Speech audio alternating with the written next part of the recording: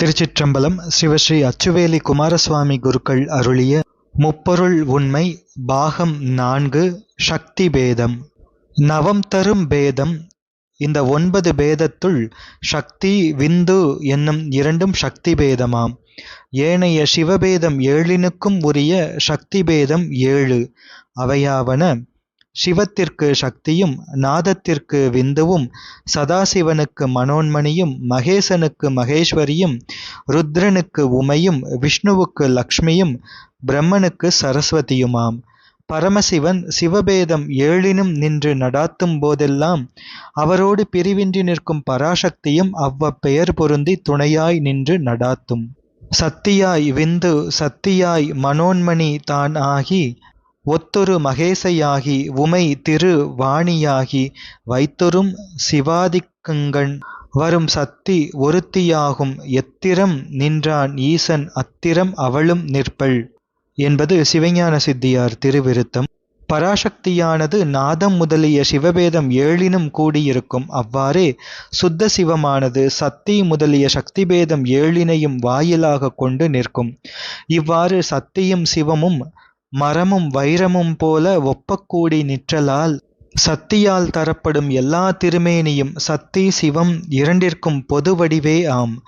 இவ்வாறு கூடி பிரிப்பின்றி நிற்பினும் சத்தியே சத்தனுக்கு தேவியுமாம். ஆதலால் சத்தி சிவத்திற்குரிய வடிவு, விசேடம், குணவிசேடம் பற்றி சத்திபேதம் சிவபேதம் என்று ஆயின. அக்னி பொருளால் ஒன்று ஆயினும் வடிவால் செம்மை என்றும் குணத்தால் சூடு என்றும் பிரித்து எண்ணப்படுமாறு போல பரம்பொருள் ஒன்றே ஆயினும் எவற்றையும் கடந்து நிற்கும் ஒளியாகிய வடிவால் சிவம் என்றும், எவற்றுடனும் கலந்து அவைகளை தன்பால் இழுக்கும் வலிமையாகிய குணத்தால் சக்தி எனவும் பிரித்து கூறப்படும். சிவத்தினின்று சக்தி தோன்றும், சக்தியினின்று சாதாக்கியம் தோன்றும். சாதாக்கியமானது சக்தியும் சிவமும் கூடிய நிலையாம்.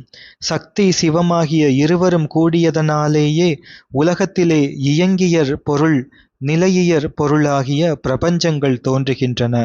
இவ்வாறு தோன்றிடினும் சக்தியோடு கூடி நின்ற சிவபெருமான் நித்திய பிரம்மச்சாரியாவார்.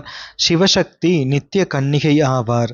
சத்தியும் சிவமுமாய் நின்று செய்யும் செயல்களெல்லாம் நம்மனோர் பொருட்டாக நடித்துக் காட்டப்படும் நாடக மாத்திரையேயன்றி பிறிதில்லை என்பது முற்றவ விசேடத்தால் முதல்வன் அருள் பெற்ற ஞானிகட்கு விளங்கும். மின்னிடை செந்துவர்வாய் கருங்கண் வெண்ணகை பண்ணமர் மென்மொழியீர், என்னுடை அமுது எங்கள் அப்பன் எம்பெருமான் இமவான் மகட்கு, தன்னுடை கேள்வன் மகன் தகப்பன் தமையன் எம் அம்மையன் தாள்கள் பாடி, பொன்னுடை பூண்முலை மங்கை நல்லீர் பொற்றிருச்சுண்ணம் இடித்து நாமே என்பது திருவாசகம். சத்தியாவது அக்னியில் சூடும் பூவின் மணமும் பரிதியில் கிரணமும் போல் சிவத்தோடு பிரிவின்றி உள்ளதாகிய வல்லமையாம். அதன் வடிவம் ஞானமேயாம். அந்த ஞானமே பராசக்தி எனப்படும். அந்த ஞானம் ஆன்மாக்களுக்கு மலபரிபாகம் வருதற் பொருட்டு பஞ்சகிருத்தியம் செய்தலை குறித்து திரோதான சக்தி என நின்று இச்சாசக்தி, ஞானசக்தி, கிரியாசக்தி என தொழில்படும். பஞ்ச கிருத்தியத்தை சங்கற்பித்த சிவபெருமானிலிருந்து தோன்றிய இவர்கள் நிஷ்கள சக்திகள் எனப்படுவர். சிவபெருமான் உமாதேவியாருக்கு கேள்வன் மகன் தகப்பன் தமையன் என்று திருவாசகம் கூறுகின்ற வாக்கு என்ன எனில், உமை சகல மகேஸ்வரமூர்த்திக்கு போகசக்தியாயிருத்தலின் கேள்வன் எனவும், சக்தியில் சகல நிஷ்கல சாதாக்கிய தோன்றியமையின் அந்த சாதாக்கியர் மகன் எனவும், சிவத்தில் சக்தி தோன்றினமையின் சிவன் தகப்பன் எனவும், சிவத்தோடு பிரிப்பின்றி நிற்கும் வல்லமை ஆதலின் தமையன் எனவும் முறை பற்றி கூறியவாறு, கனகமார் கவின்செய் மன்றில் அனகநாடகர்க்கு எம் அன்னை மனைவி தாய் தங்கை மகள் என்று குமரகுருபர சுவாமிகள் அருளியுள்ளார்கள். திருச்சிற்றம்பலம்.